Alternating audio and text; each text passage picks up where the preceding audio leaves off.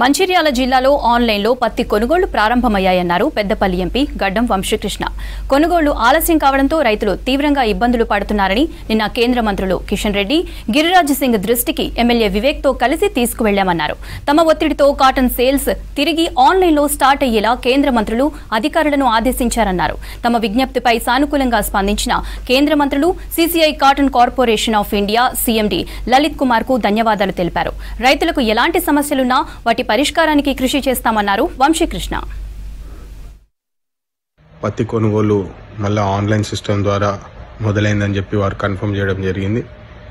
ఈ సందర్భంగా నిన్న వివేక్ గారితో పాటు కిషన్ రెడ్డి గారితో మాట్లాడి టెక్స్టైల్ మినిస్టర్ గిరిరాజ్ గారి మీద ఒత్తిడి తెచ్చి CCI cotton corporation of India chairman CMD గారు లలిత్ కుమార్ గారితో మాట్లాడి వారి మీద రిక్వెస్ట్ చేసి ఇమ్మీడియట్గా దాదాపు 10,000 నుంచి 20,000 మంది రైతులు కష్టంలో ఉన్నారు, వాళ్ళకి న్యాయం జరగాలని చెప్పి సిస్టమ్ ఇమీడియట్గా తక్షణమే ఆన్ చేయాలని చెప్పి వారిని రిక్వెస్ట్ చేయడం జరిగింది.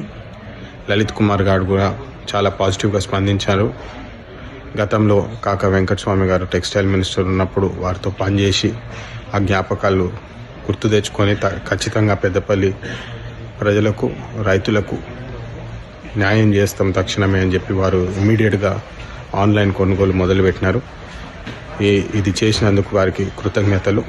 రైతులందరూ బాగుండాలని చెప్పి కష్టపడి పోరాడి మరి న్యాయం చేస్తామని చెప్పి మళ్ళొకసారి అందరి ఆశీర్వాదాలు మాతోటి ఉండాలని చెప్పి కోరుకుంటూ